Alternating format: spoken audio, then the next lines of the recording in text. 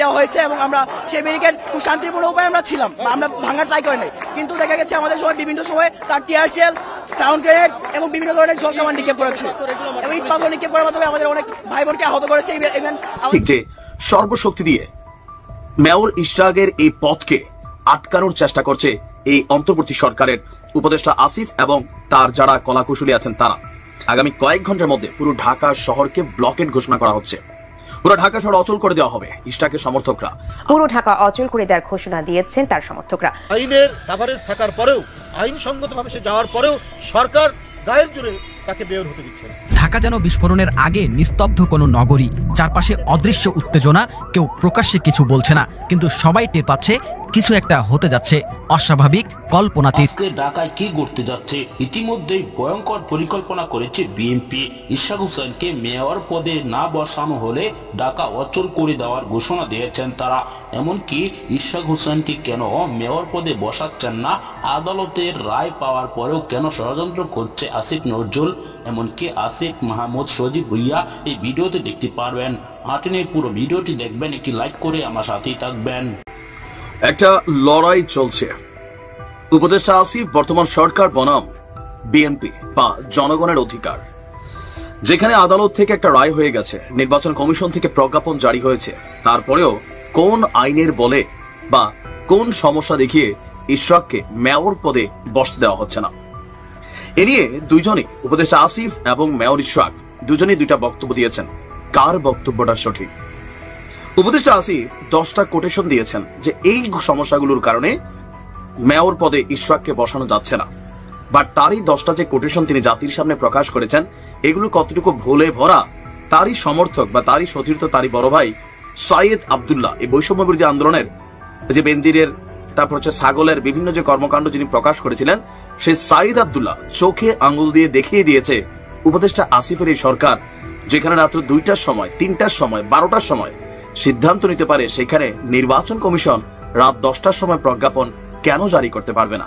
তাহলে প্রশ্নটা হচ্ছে, মেয়র ইশরাক কি সঠিক বা বিএনপি সঠিক যে সর্বশক্তি দিয়ে মেয়র ইশরাকের এই পথকে আটকানোর চেষ্টা করছে এই অন্তর্বর্তী সরকারের উপদেষ্টা আসিফ এবং তার যারা কলাকুশলী আছেন তারা?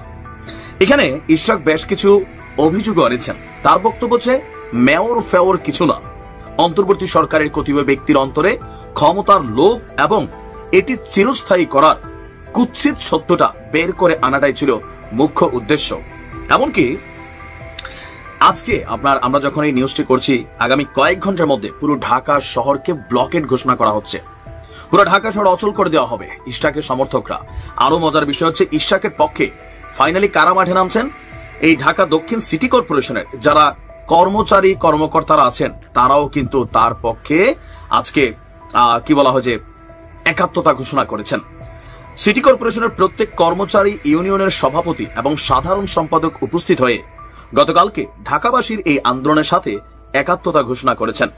তারা ঘোষণা করেছেন আজকে সকাল 10টার মধ্যে যদি দাবি মানা না হয়, তাহলে ঢাকা শহরে যে দক্ষিণ এরিয়া আছে সম্ভবত সেখানে পরিচ্ছন্নতা সেবা, ময়লা পরিবহন সেবা এবং বিদ্যুৎ সেবা সহ সব ধরনের নাগরিক সেবা বন্ধ করে দেওয়া হবে।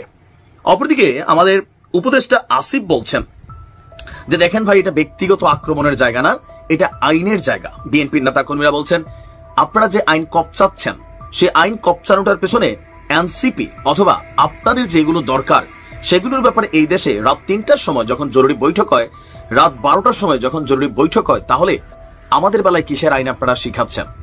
প্রশ্নটা হচ্ছে অনেকটা ইগো প্রবলেম এবং ক্ষমতার ভারসাম্য লড়াইয়ের প্রবলেম, এবং পাশাপাশি আগামী নির্বাচন কতটা সুষ্ঠু হবে এই ইউনূস সরকারের আন্ডারে, সেটাই প্রশ্ন তুলেছেন ইশরাক। যে এই যে এখন আবার জাতীয় নির্বাচনের একটা ফন্দি সামনে আসছে, যে স্থানীয় সাধারণ নির্বাচন যেগুলা আপনার এই কি বলা হয় যে মেয়র, তারপর হচ্ছে আরো বিভিন্ন যে পদগুলোতে এনসিপি যেই প্রস্তাব দিচ্ছে, সার্জিসরা যে প্রস্তাব দিচ্ছে, এগুলো উদ্দেশ্য প্রণোদিত নিজস্ব লোকদেরকে ক্ষমতায় বসানোর জন্য নির্বাচন আয়োজন করে সেই নির্বাচনকে ম্যানুপুলেট করে ক্ষমতাকে কুক্ষিগত করার নতুন নীল নকশা বা ষড়যন্ত্র হিসেবেই দেখছে বিএনপি।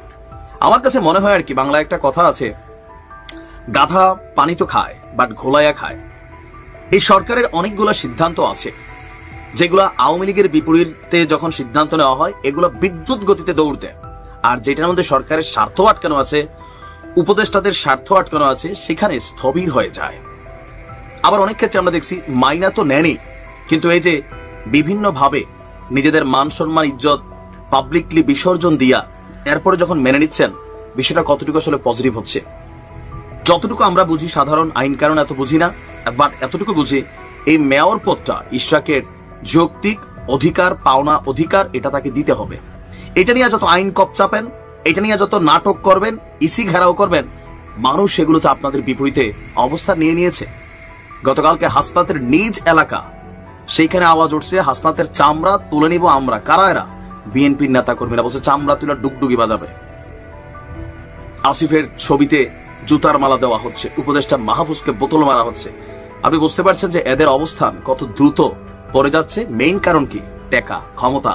বিভিন্ন জায়গায় নিজেদের ইচ্ছার বিরুদ্ধে যেটাই হচ্ছে, সেটাকে এরা মবের মাধ্যমে নিজেদের বিভিন্ন সেক্টর, জামাতেরও ব্যাকআপ নেওয়া।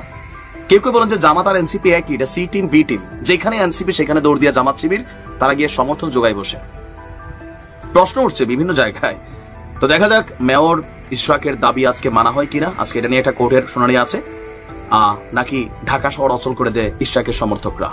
ঢাকা যেন বিস্ফোরণের আগে নিস্তব্ধ কোনো নগরী, চারপাশে অদৃশ্য উত্তেজনা, কেউ প্রকাশ্যে কিছু বলছে না, কিন্তু সবাই টের পাচ্ছে কিছু একটা হতে যাচ্ছে অস্বাভাবিক, কল্পনাতীত, যার প্রথম রেখা শুরু হয় দক্ষিণ সিটি কর্পোরেশন থেকে। সেখানে সব কাজ থেমে গেছে, কর্মীরা অফিসে থাকলেও কাজ করছে না, কারণ তারা চান বিএনপি মনোনীত ইশরাক হোসেন হোক মেয়র। মেয়াদ প্রায় শেষ, এরকম এক সময়ে হঠাৎ তাকে মেয়র ঘোষণা কেন? ইশরাকও তেমন আগ্রহী ছিলেন না, কিন্তু সরকার সিদ্ধান্ত দিল ইশরাকই হবেন মেয়র। প্রশ্ন জাগে, এই সিদ্ধান্ত কি হঠাৎ, নাকি এর পেছনে আছে কোনো রাজনৈতিক ফাঁদ? এরপর দ্বিতীয় রেখায় ঢুকে পড়ে ঢাকা বিশ্ববিদ্যালয়। একদিন আগেই রমনার পাশে ছুরিকাঘাতে নিহত হয়েছে ছাত্রদল নেতা শাহরিয়ার সাম্য।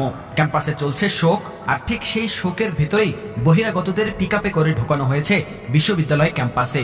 উদ্দেশ্য আন্দোলন, কিন্তু কারা ঢুকিয়েছে, কেন এনেছে, আর ছাত্রদল কেন ভিসির পদত্যাগ চায়? যখন হত্যাকাণ্ডটি ঘটেছে বিশ্ববিদ্যালয়ের প্রশাসনিক এলাকার বাইরে, একটা ছাত্রের মৃত্যু কি শুধু শোক, নাকি রাজনৈতিক দাবির মঞ্চ?